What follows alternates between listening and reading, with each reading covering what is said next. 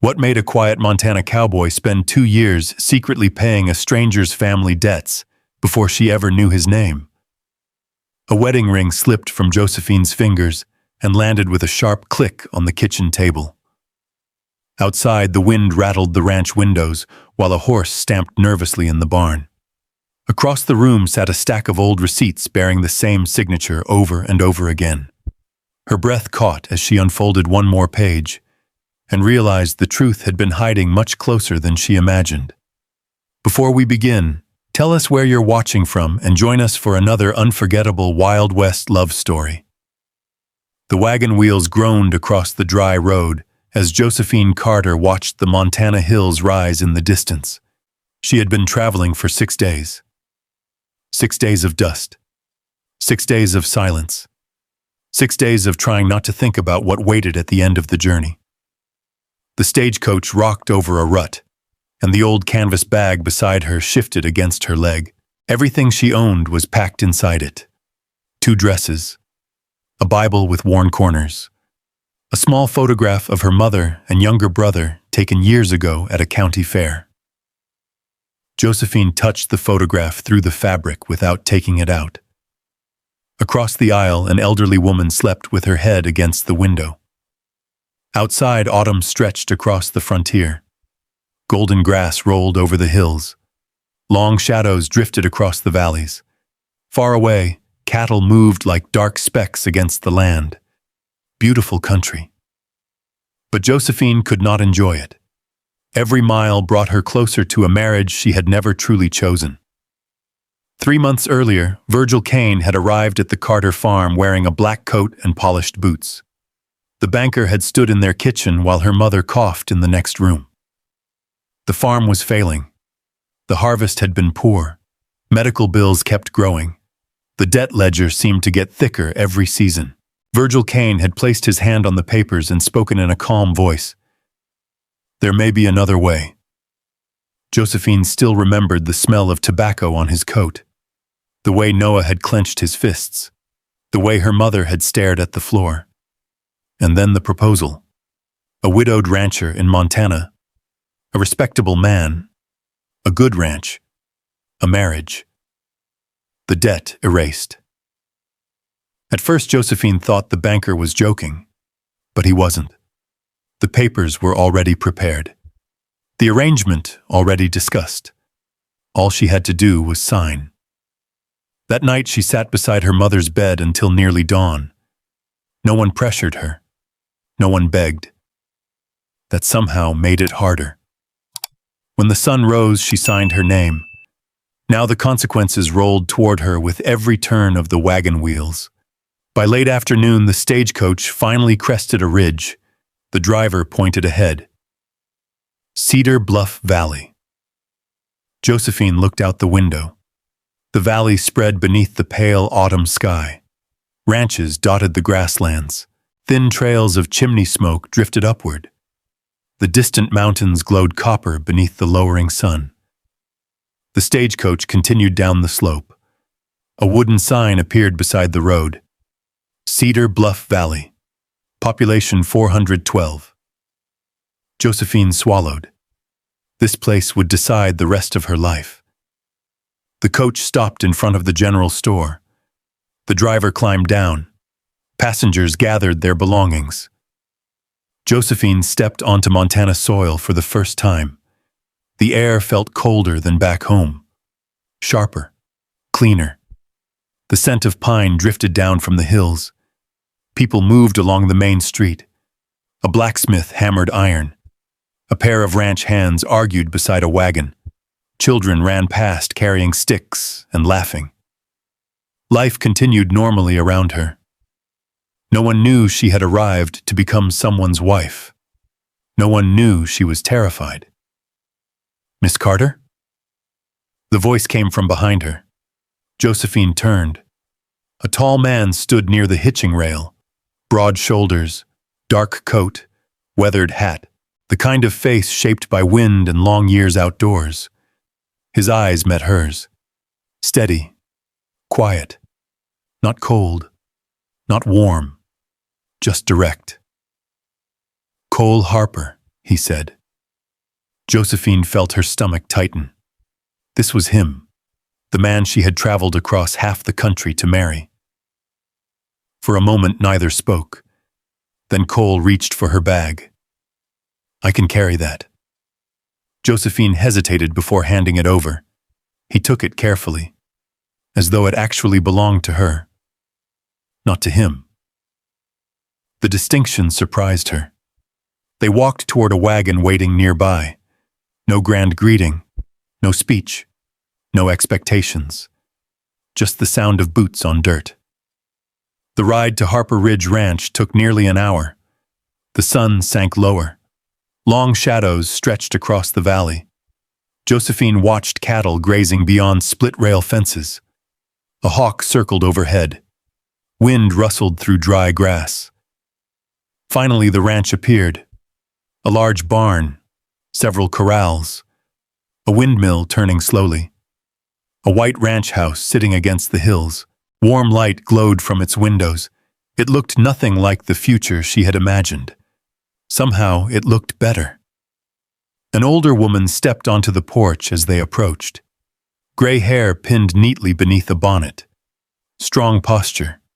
Sharp eyes. "About time," she called. "Road wash out again?" Cole climbed down from the wagon. "No."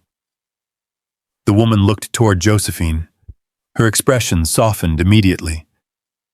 "You must be Miss Carter. I'm Josephine, Abigail Foster." She extended a hand.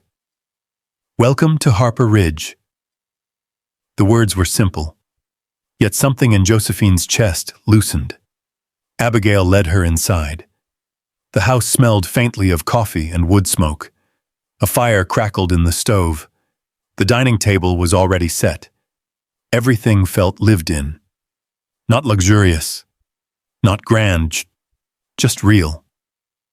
After supper, Abigail showed her a room upstairs. The bed was neatly made. A small quilt lay folded at the foot. A wash basin sat beside the window. Josephine stared.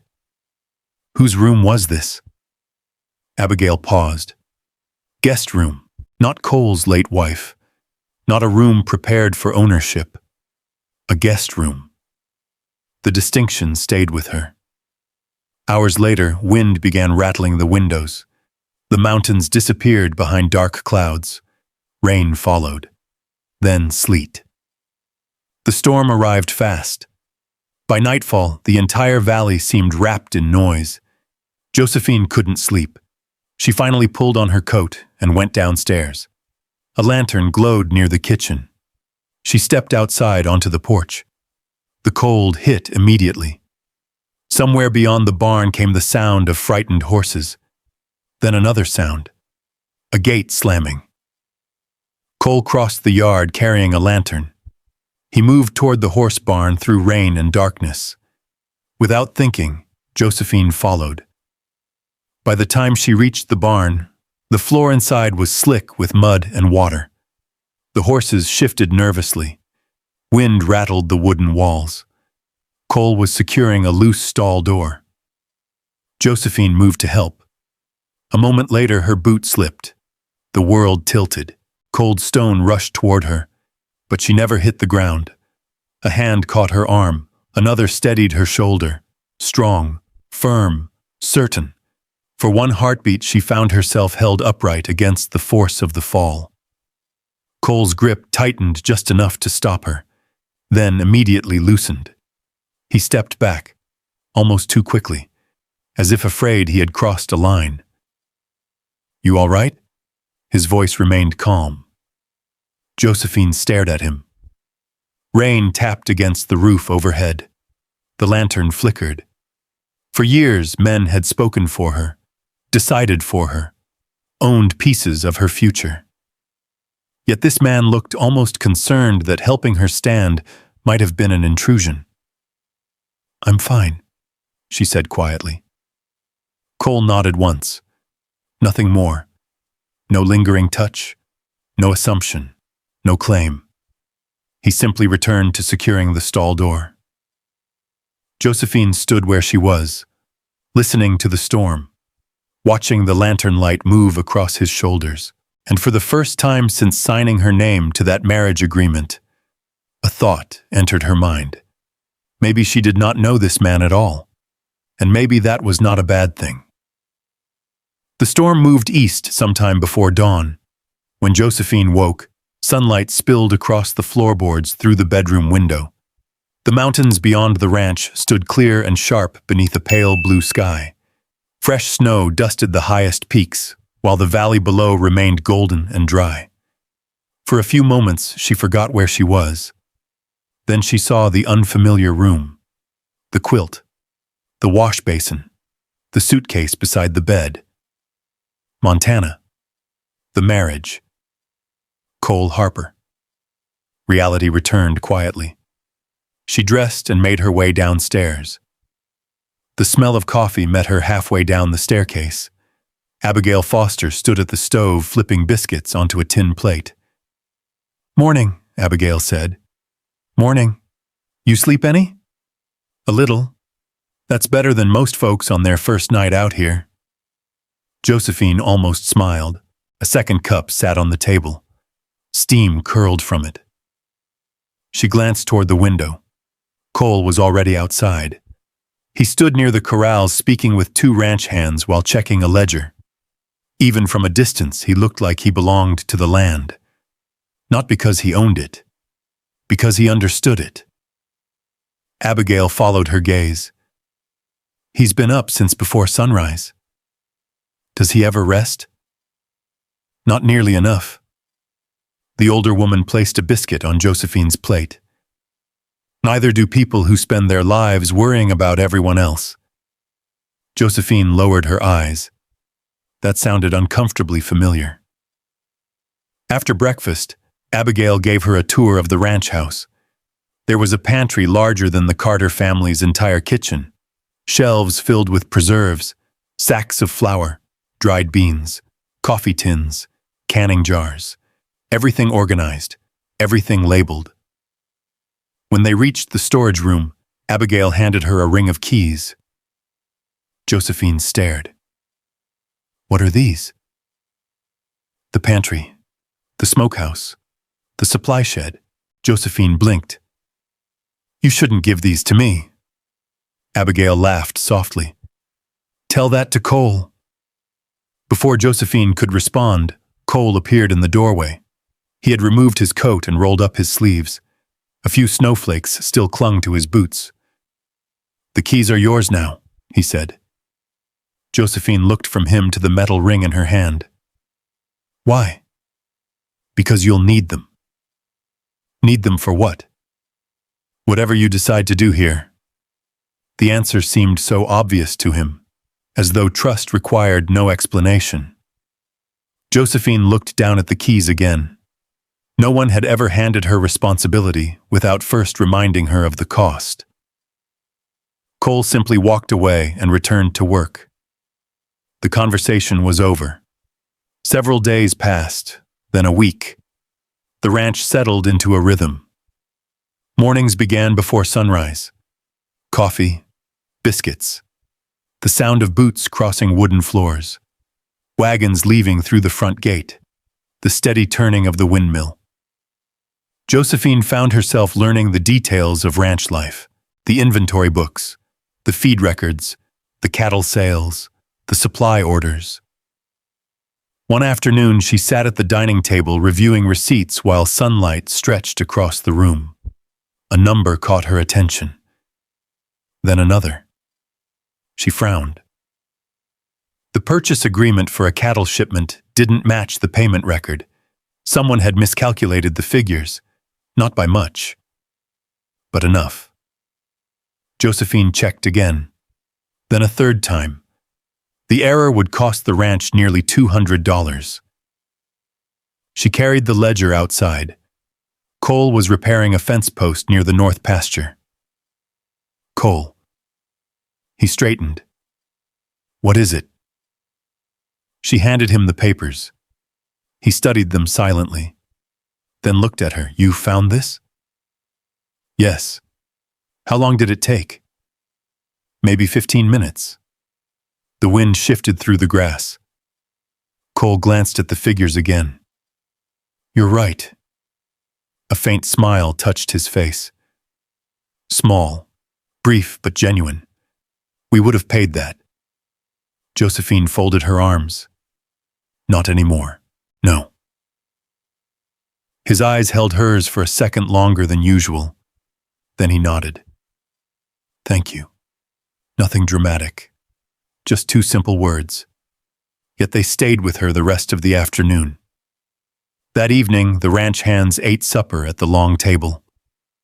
Laughter drifted through the room. Stories about cattle drives, bad weather, broken wagon wheels, the ordinary things people talked about when they felt at home. For the first time since arriving, Josephine found herself listening instead of worrying. Later, after everyone had gone to bed, she came downstairs for water. A soft orange glow flickered in the sitting room. Cole sat alone beside the fireplace. A coffee cup rested in his hands. He wasn't reading, wasn't writing, just watching the fire. Josephine hesitated, then stepped inside. Neither spoke at first. The logs crackled. Wind brushed softly against the windows. After a while, Cole looked toward the flames. "My wife liked autumn." The words arrived unexpectedly. Josephine remained quiet. "Heather always said the valley looked honest this time of year." His voice stayed calm. Not broken. Not dramatic. Just careful. "She passed 7 years ago." The room grew still. Cole stared into the fire, as if he could still see something there. Josephine didn't know what to say. No speech seemed right. No comfort seemed big enough. So she stood, walked to the kitchen, returned with fresh coffee, then quietly placed the cup beside him. Nothing more. No apology, no sympathy, no questions. Just warmth. Cole looked at the cup, then at her. For several seconds he said nothing. His fingers closed around the handle. "Thank you." The fire popped softly. Outside, darkness settled across Harper Ridge Ranch. Something shifted between them. Not romance, not yet. Something quieter. A door opening. A wall lowering. A reason to stay in the room a little longer. The next afternoon, a rider appeared at the front gate. Josephine noticed him first from the dining room window. The man wore a dark coat covered with road dust. His horse looked tired. He dismounted slowly and removed his hat. Abigail stepped onto the porch. Cole followed a moment later. The stranger spoke briefly, then reached inside his coat. He pulled out a large envelope, yellowed, sealed. Josephine watched through the glass. The rider handed it to Cole. Cole's expression changed. Not dramatically. Just enough. The kind of look a person gets when they recognize something they weren't expecting to see again. A minute later, he turned toward the house. The envelope remained in his hand. Josephine could see faded bank markings stamped across the front, and though she couldn't yet read the writing from where she stood, something about it made the hairs rise on the back of her neck. Because whatever was inside that envelope, it had come from a place she thought she had left behind. And somehow, it had just found its way to Montana. The envelope sat on the dining room table all through supper. Cole never opened it. Not while Abigail served stew. Not while the ranch hands drifted in and out of the kitchen. Not while darkness settled over the valley. Josephine noticed it every time she looked up. The faded bank stamp. The familiar style of handwriting. The thin crack along one corner where age had weakened the paper. By the time the dishes were cleared away, she could no longer ignore it. "Is it from Virginia?" she asked quietly. Cole looked at the envelope, then at her. "Yes." The answer was simple, but something in his expression had changed. A caution she had not seen before. Do you know what's inside? I have an idea. He finally broke the seal. The room fell silent except for the ticking clock near the stove. Cole unfolded several documents.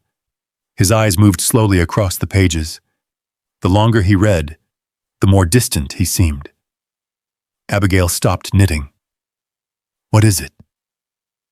Cole handed the papers across the table. The older woman adjusted her glasses. A moment later, her mouth tightened. Josephine's stomach dropped. What happened? Neither answered immediately. That frightened her more than any bad news. Finally, Cole slid the papers toward her. She read them once, then again. The numbers refused to make sense. The debt listed against the Carter farm was nearly 3 times larger than the amount she remembered from the original ledger. Interest charges had been added. Additional fees appeared. Several entries carried dates that seemed wrong. A cold feeling settled into her chest. This isn't right. No, Cole said. It isn't. For the next hour, Josephine sat beneath the lamp studying every page. The same careful habit that helped her catch mistakes in ranch accounts now turned against the documents in front of her. Line by line, date by date, signature by signature. The more she read, the worse it became.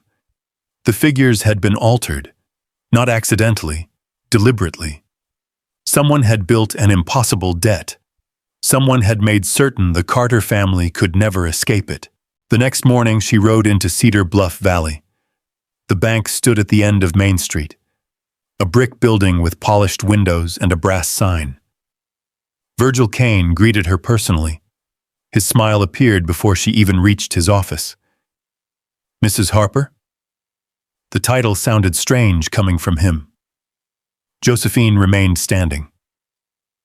You altered those records. His smile barely moved. I don't know what you're talking about. The numbers don't match. Accounting errors happen. Not that many. For a brief moment, neither looked away. Then Virgil leaned back in his chair. The smile remained, but warmth disappeared from his eyes. Your family owed money. We did. You were given a solution. Josephine felt her jaw tighten. Outside, a wagon rattled past the bank window. The sound seemed very far away. When she left the building, the autumn wind felt colder than before. That night, she barely slept. Questions circled endlessly. Why had Virgil done it? How much did he know? How much did Cole know? The last question lingered longest. A week later, another problem appeared. One of the north pasture fences had been cut. Not broken. Cut. Several cattle wandered onto neighboring land. The ranch hands spent half a day gathering them. 2 nights after that, someone opened a gate near the lower grazing field. More cattle scattered. Nobody could prove who had done it. Then a hay storage shed caught fire. The damage wasn't catastrophic. Most of the feed was saved. Still, the timing felt wrong. 3 incidents, 3 weeks, too many to ignore. Whispers began spreading through town.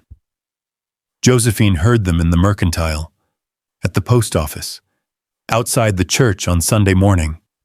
People lowered their voices when she approached. Not hostile, just curious.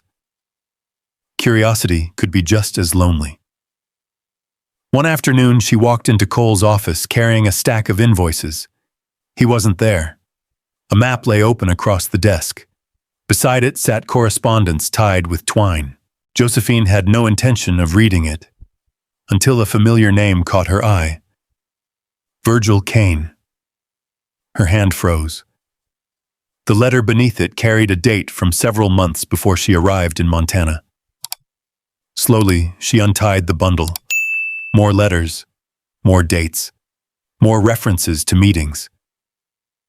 Her pulse began pounding. Cole had known Virgil, known him before she ever stepped onto the stagecoach, known him before the marriage. The room seemed to shrink around her. Every memory suddenly looked different.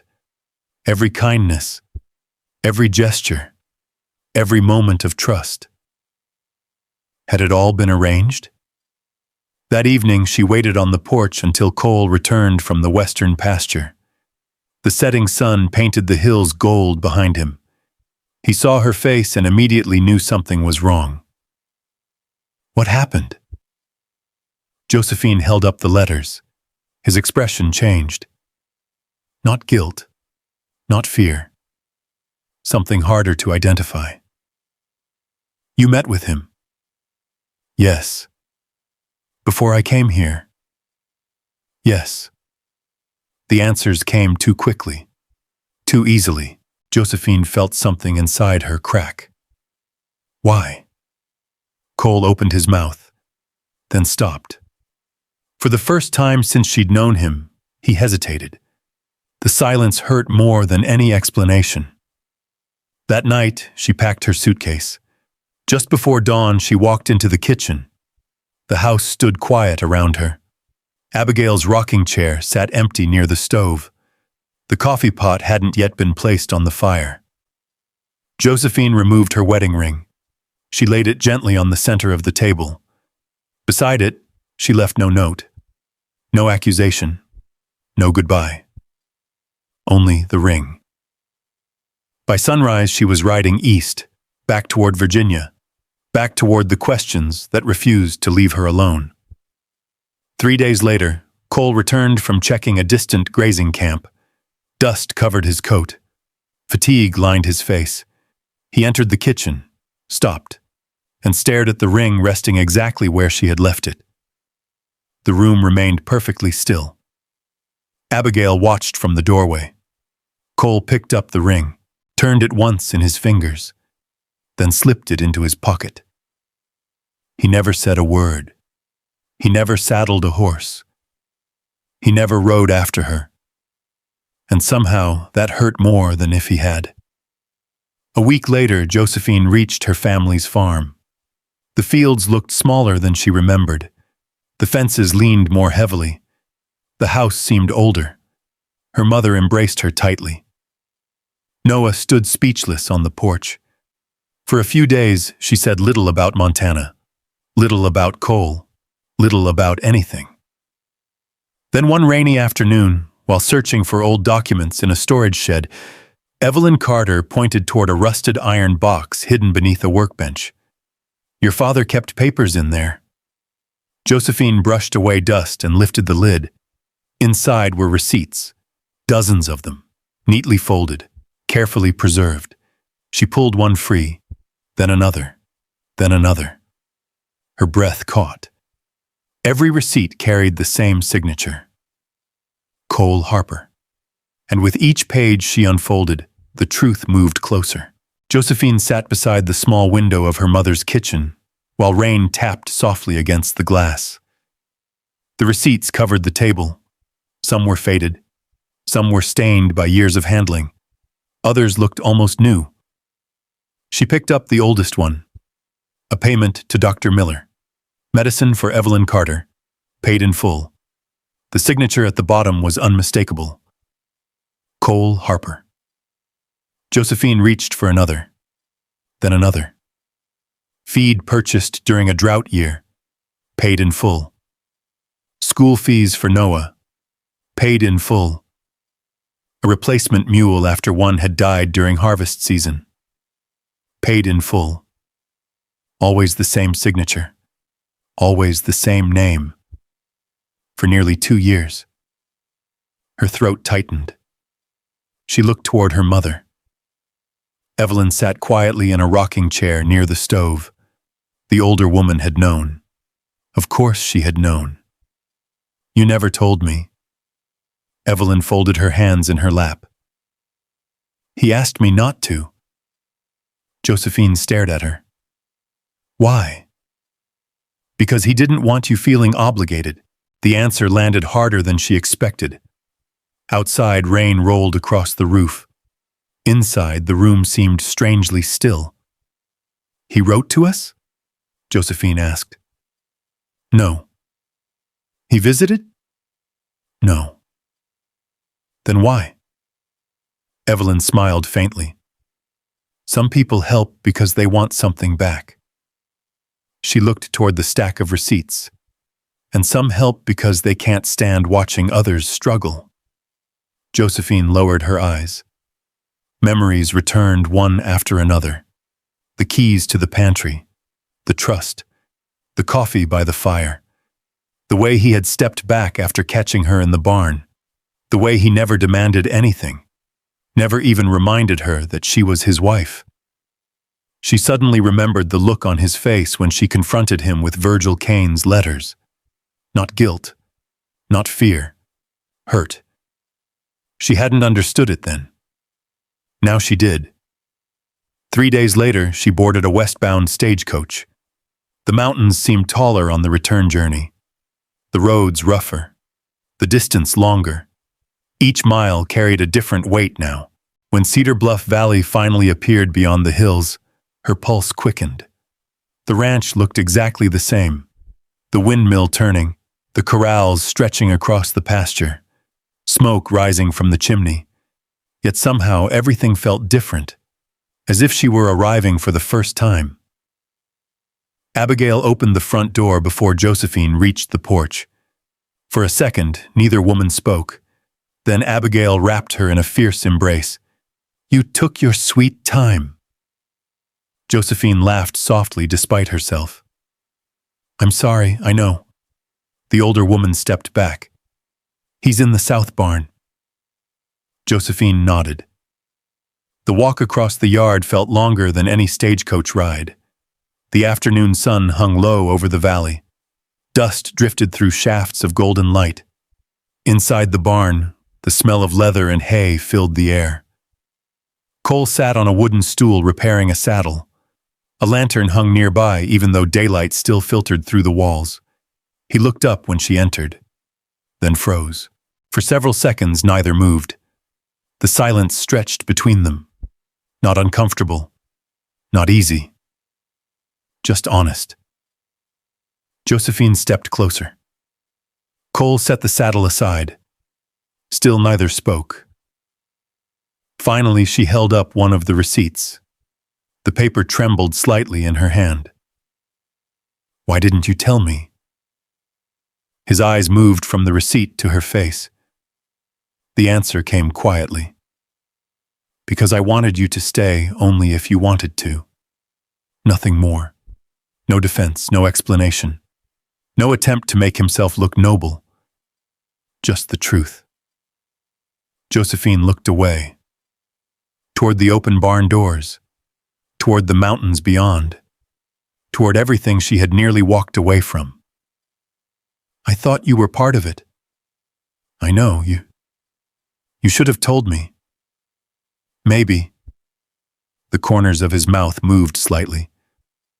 "But then you might have felt trapped." The words settled gently between them. Josephine remembered the day she signed the marriage papers. The feeling of being cornered. The feeling of having no choice. Cole had spent 2 years trying not to become another person making decisions for her. And she had mistaken that silence for deception. A horse shifted in its stall. Leather creaked softly. The moment remained unfinished. Yet somehow it was enough.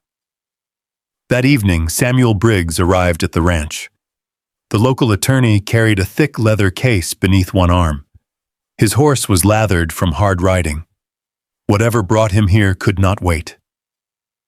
Cole, Josephine, and Abigail gathered around the dining table. Samuel spread several maps across the wood. Railroad surveys, land records, property boundaries. His finger traced a line across Cedar Bluff Valley. The Northern Frontier Railroad approved a new route last month. Cole frowned. "I heard rumors." "It isn't a rumor anymore."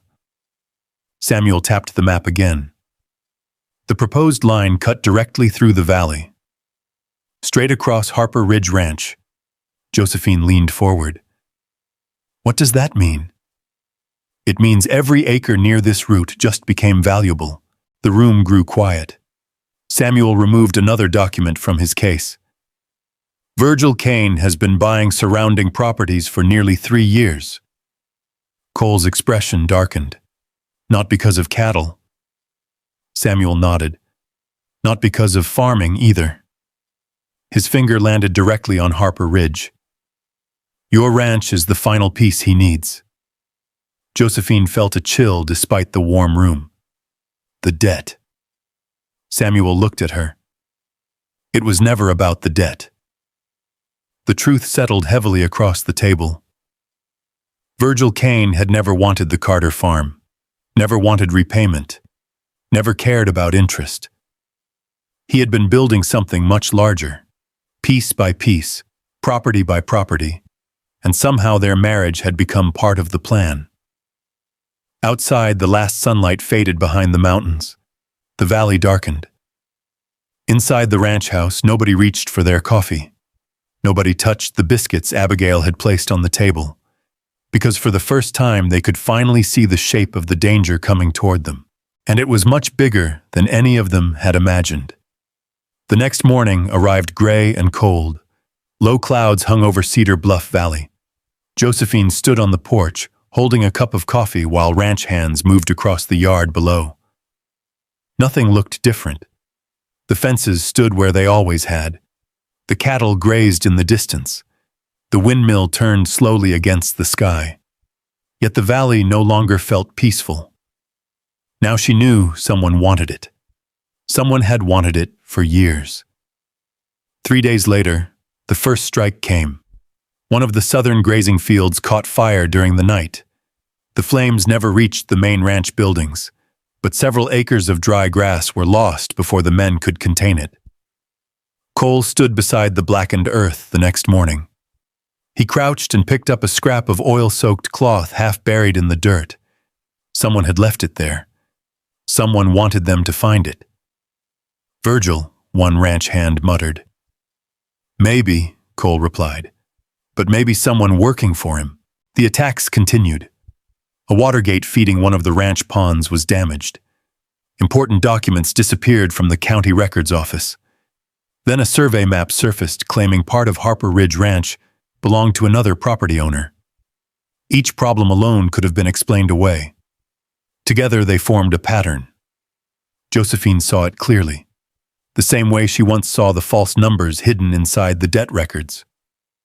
One evening she spread dozens of old receipts, bank ledgers, letters, and payment notices across the dining room table. Abigail brought coffee.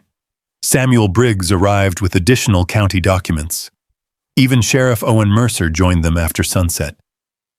For hours they compared dates, signatures, property transfers, loans, land purchases. The pieces slowly came together. Near midnight, Josephine found it. A series of transactions hidden across several years. Virgil Kane had used different company names to purchase neighboring ranches. Different signatures, different paperwork, but always the same destination, always connected back to him. Samuel leaned over the table. A slow smile crossed his face. That's it. Josephine looked up. Samuel tapped the records. That's what we've been missing. For the first time in weeks, hope entered the room.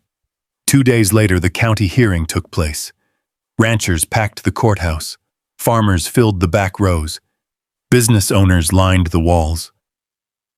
Virgil Kane arrived wearing the same polished black coat Josephine remembered from Virginia. Confident, relaxed, certain he would win. At first, everything went according to his plan. Then Josephine stood. The room quieted. She placed the ledgers on the table one by one. Receipts, bank records, land purchases, false filings, years of carefully hidden evidence. Virgil's confidence slowly disappeared. Questions followed, then more questions. By the end of the afternoon, even he knew the truth could no longer be buried. Sheriff Owen Mercer rose from his chair. The room fell silent. Virgil Kane, he said evenly, you'll be coming with me. No one cheered. No one shouted. The moment felt too important for that. Virgil glanced around the room once, then followed the sheriff outside. When the courthouse doors closed behind him, the valley seemed to release a breath it had been holding for years. That evening, the sun broke through the clouds.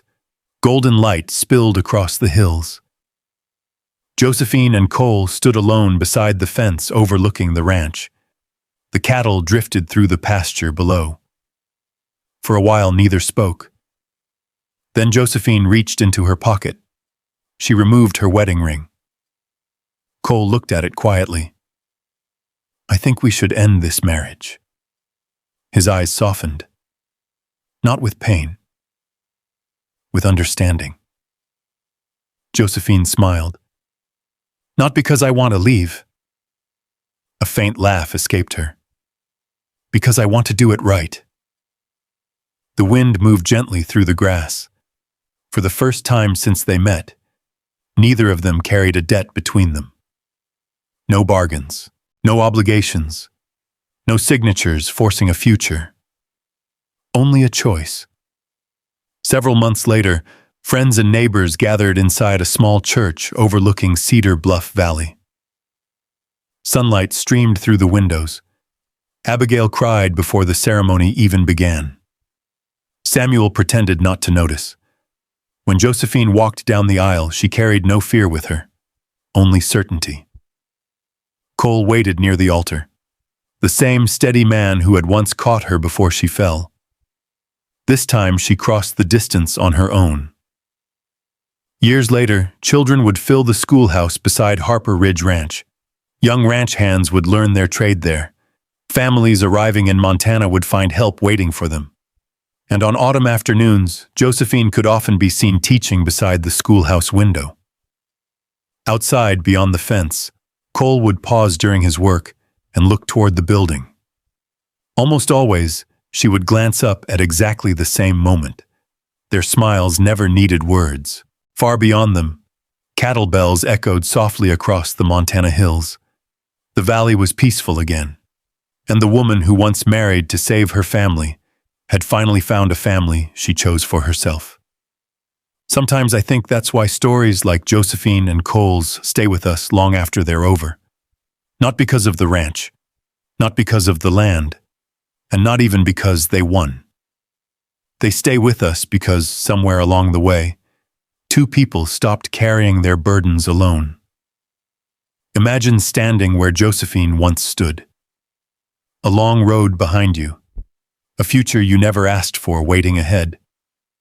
Imagine believing that every choice has already been made for you. Then imagine meeting someone who doesn't try to own your future, fix your past, or tell you who to be. Someone who simply gives you room to choose. Maybe that's what healing really looks like. Not a dramatic moment, not a miracle. Just one person seeing your worth before you're able to see it yourself. And maybe that's what love is too. Not being rescued, not being saved, but being known. The kind of love that stays through misunderstandings, hard seasons, and long silences. The kind that quietly says, "I'm still here. I'd love to hear your thoughts." If you were Josephine, would you have returned to Harper Ridge Ranch after learning the truth? And if this story found a place in your heart, I hope you'll stay a little longer. There are many more journeys waiting beyond the next trail. Stories of second chances, unexpected courage, and people who discover that home can appear where they least expect it. Until next time, take care of yourself and keep a place open for hope.